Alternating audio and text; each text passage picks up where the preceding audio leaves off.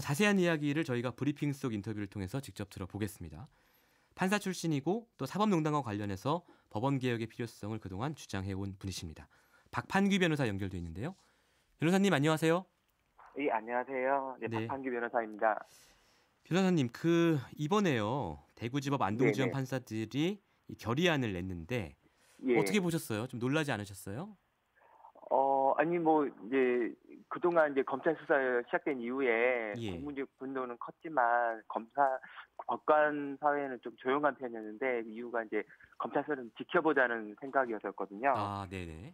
그런데 이제 임종원 전 차장 구속되고, 그다음에 일부 보위 법관들이 네. 조직 보호 차원의 글들이 계속 올라오면서, 이제 더 이상 이제 이 논의를 미룰 수 없다라는 생각에서 아마 이제 내부 논의를 이제 본격적으로 시작해 보자라는 그런 의미에서 이제 아마 그 결의문이 나온 것 같습니다. 네.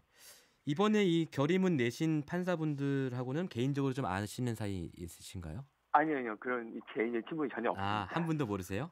네네. 네네. 이 차경원 대구지법 안동지원장께서는 그동안 이제 글도 많이 쓰시고 관련해서 그랬던 분으로 알려져 있는데. 예, 저는 이제 작년 2월에 예. 법원에서 퇴직한 이후로는 내부 아, 게시판을 볼 수가 없어서 그러시군요. 그런 건 잘 모르고 있습니다. 네네네. 좋습니다. 과거에는 이제 저희가 법관 탄핵이라는 것이 굉장히 생소한데요. 네. 이게 어떤 겁니까? 과거에도 이루어진 적이 있습니까? 우리나라에서는 그 발의가 한 번이 된 적이 있고요. 예. 그다음에 추진이 한 번이 된 적이 있는데 네. 발의는 1985년에 유태용 대법원장 아, 관련해서 정치적 쟁점 때문에 네. 발의가 됐다가 부결된 사례가 한 번 있었고요. 발의가 됐다는 게 국회에서 발의가 됐다는 말씀이시죠? 네네, 예, 예, 예. 발의는 됐는데 이제 부결이 됐습니다. 예. 그리고 신영철 전 대법관 관련해서는 이제 발의가 됐었는데 예. 그 표결이 이루어지지 않아가지고 자동 폐기된 적이 있었고요. 그렇군요. 예, 이제 그거는 두 개 다 이제 예. 정치권에서 추진한 거고 예. 법원 내부에서 탄핵을 주장한 적은 이번이 처음입니다. 아, 그렇군요. 네. 법원 내부에서 탄핵이라는 말을 꺼낸 게 이번이 처음인 예, 일이군요. 처음입니다. 예, 예. 전에 이제 신영철 대법관 그 사태 예. 때는 예. 사퇴를 요구하는 형태의 아. 그 표현은 있었지만 예, 예. 탄핵을 주장한 적은 없었습니다. 이 자진 사퇴와 탄핵은 어떻게 다른 겁니까, 변호사님? 근데 자진 사퇴는 아무래도 당사자에게 명예회복을 기회를 주는 거고요. 네. 탄핵은 이제 결국은 본인이 그런 어떤 뭐 사퇴를 선택하지 않거나 그다음에 워낙 중대하기 때문에 뭐 징계를 대상으로 해야 되기 때문에 결국은 법적인 책임을 지는 거죠, 탄핵은. 그렇군요. 네. 자, 발의 내용을 보면요. 좀 어려운 말이 있습니다. 형사법상 범죄 행위에는 포섭되지 않는 재판 독립 침해 행위를 탄핵 사유다. 이렇게 얘기하고 있거든요. 네. 무슨 네. 뜻입니까, 이게? 이게 이제 그 직권남용죄가 특수한 게 예. 미수범을 처벌하지 않습니다. 아, 미수범이요?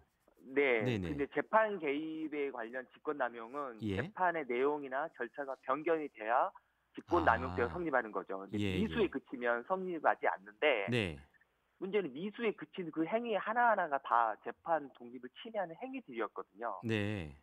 그렇기 때문에 그거는 형사법으로는 처벌할 수가 없는 상황이지만 헌법 위반으로서 그다음에 특히 이게 판사에 의해서 이루어졌다는 그 의미 때문에 예. 판사들의 헌법 위반 행위가 중대한 거죠. 예. 그러니까 형사법으로는 처벌할 수 없는 내용이니까 네.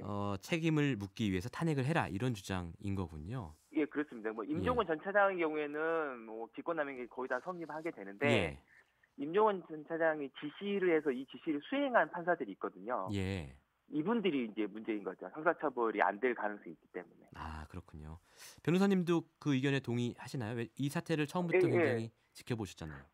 예, 당연히 이거는 탄핵이 추진돼야 되는 상황이라고 저도 생각하고요. 왜냐하면 이거는 반드시 역사적인 판단이 이루어져야 될 내용이라고 생각합니다. 네.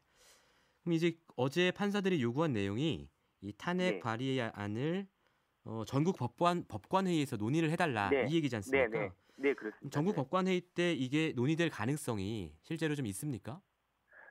제가 이제 관련 기사 찾아보니까 예. 그 발의를 이제 하려면 그 법관 대표회의 안건 제출 기간 내에 이제 제출이 돼야 되는데 네. 지금 어제 결의하신 6명의 판사들은 이제 그 법관 대표회의 위원은 아니신 것 같더라고요. 예. 그러다 보니까 이제 그거는 제안을 한 것이고요. 네. 그래서 이제 정식 발의는 아직 안 된 상태고 19일 날 이제 법관 대표회가 열리면 예. 그 현장에서 네. 10명의 법관들이 이 안에 대해서 논의하자라고 주장하게 되면 예.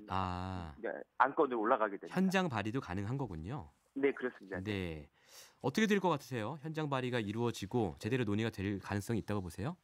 저는 이제 뭐 충분히 법관 내부에서도 예. 소장 그 법관들을 중심으로는 이런 논의를 아마 하고 있었을 거고요. 네. 그래서 아마 10명의 발의 요건은 충분히 가능할 거라고 봐서 안건은 논의될 겁니다. 네. 다만 이제 논의가 됐을 때 이게 어떤 형태로 결론이 날 거냐는 네. 좀 이제 지켜봐야 되는데 네. 저는 개인적으로는 어떤 식으로든지 탄핵 절차가 필요하다는 형식의 결의가 있을 걸로 저는 생각을 합니다. 그렇군요.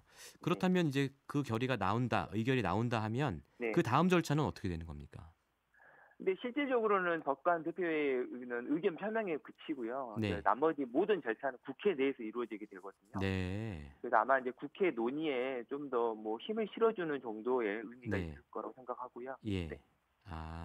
이거 자체로 어떤 법적인 효력 같은 건 없는 거군요. 없습니다. 전혀 없습니다. 네. 다만 이제 법관 내부에서 나왔다는 것이 큰 의미가 있고요. 예. 그것이 이제 그 본격적인 논의의 시작을 알릴 수 있는 중요한 의미가 된다고 생각합니다. 네. 잘 알겠습니다. 오늘 말씀 감사합니다. 예, 감사합니다. 네, 지금까지 판사 출신의 박판규 변호사와 이야기 나눠봤습니다. 평일 아침 7시 20분 시민보의 시선 집중.